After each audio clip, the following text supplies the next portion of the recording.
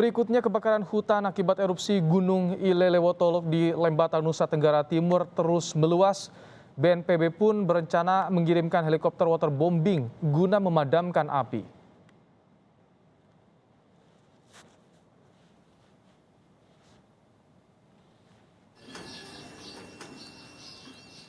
Gunung Ilelewotolo di Kabupaten Lembata, Nusa Tenggara Timur mengalami erupsi dan melontarkan lava pijar pada Rabu dini hari. Akibatnya kawasan hutan lindung dan lahan di sekeliling gunung hangus terbakar, di mana titik api terus meluas hingga 2 km ke arah kampung adat Lewohala dan perkebunan milik warga desa Jontona. Menurut rencana, BNPB akan mengirimkan helikopter jenis waterbombing untuk memadamkan api di sana.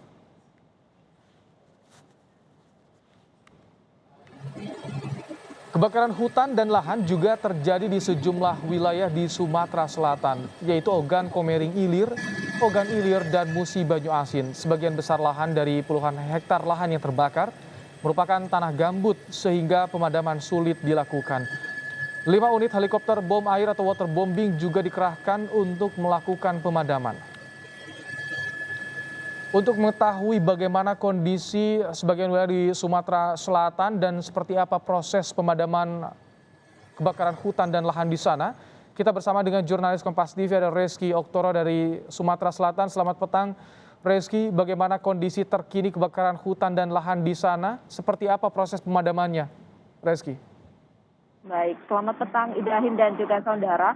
Untuk kondisi kebakaran hutan dan lahan di wilayah Sumatera Selatan saat ini sudah dapat ditangani atau ditanggulangi dengan melakukan upaya pemadaman baik melalui jalur darat maupun udara. Memang saat melakukan pemadaman ini terkendala dengan akses ke lokasi yang cukup sulit karena terdapat semak belukar dan juga kurangnya pasokan air dari kanal-kanal di sejumlah lokasi kebakaran. Namun meskipun sudah dilakukan pemadaman ataupun ditanggulangi, sejumlah ataupun 5 unit helikopter waterbombing masih terus dikerahkan untuk melakukan pembasahan lahan. Karena lahan yang terbakar ini mayoritas merupakan lahan gambut dalam yang diperkirakan titik api masih terdapat di dalam lahan tersebut.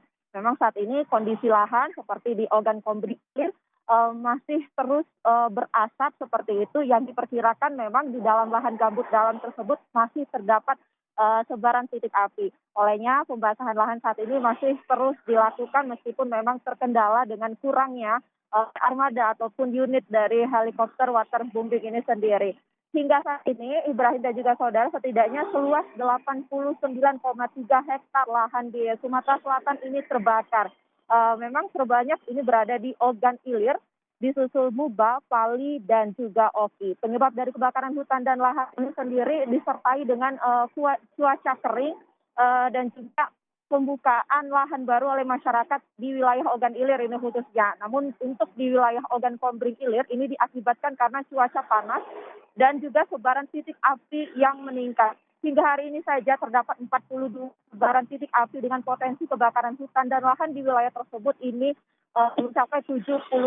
Itu artinya pemadaman ataupun penanggulangan hingga saat ini masih terus dilakukan. Namun dari angka 89,3 hektar tersebut ini diperkirakan masih melebihi angka tersebut karena terdapat sejumlah lokasi ataupun kebakaran lahan belum direkap seperti itu oleh Satgas penanggulangan bencana kabut asap ataupun kebakaran hutan dan lahan di wilayah Sumatera Selatan ini.